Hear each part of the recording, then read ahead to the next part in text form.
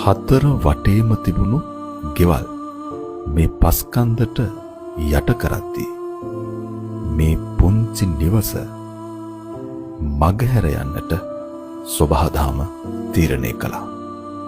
මේ විශ්වයේ හාස්කම් තේරුම් ගත නොහැකි මේ සොබහාදහමේ තීන්දුව හරි පුදුමයි. මේ මහ පොළොව මත මිහිදන්නු අපේම මිනිසුනි නිබ්බානම් පරමංසුකම් පරම සැපත වූ අමා මහ නිවන් සුව ඔබටත් වේවායයි අප ප්‍රාර්ථනා කරන්නෙමු. සසර වසනතුරු නිවන් දකින්නතුරු ඔබට මෙවන් අකල් මරණයක් කිසි කලක නොවේවායයි අප ප්‍රාර්ථනා කරන්නෙමු.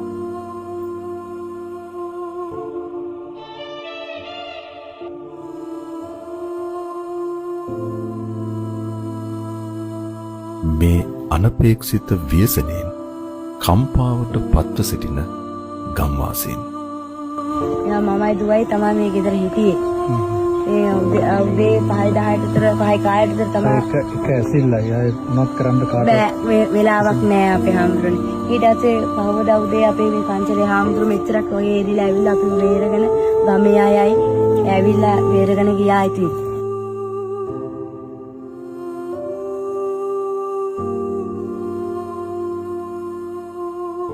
ගමක සුන්දරත්වයේ දකිමින් ජීවත් වන්නට සිහින මවන ඔබ මොහොතකට කම්පණයට පත් කරන මේ සිදුවීම ඇසූ පිරු හැම කෙනෙකුටම කම්පණයට පත් කරනවාට කිසිදු සැකයක් නැත.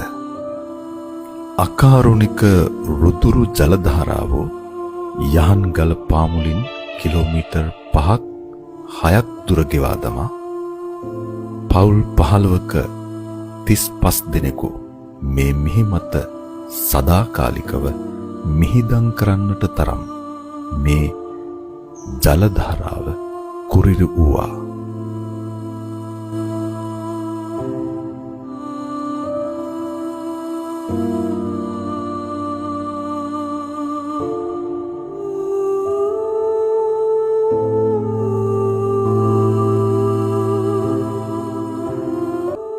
අද සිට මේ සුන්දරත්වයේ බලන දකින ඔබට කඳුළු කතාවක අලුත් පරිච්ඡේදයක් අකමැත්තෙන් වුවද ලියන්නට වේවි.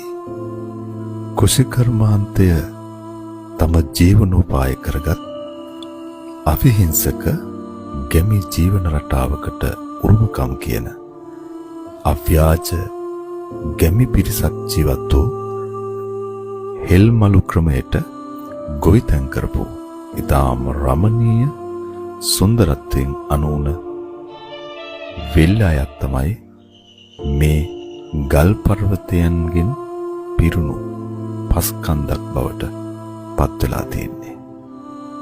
අව්‍යාජ මිනිසුන්ගේ සුන්දර කතාබහ කුරුල්ලු කිරිල්ලන්ගේ මිහිරි නද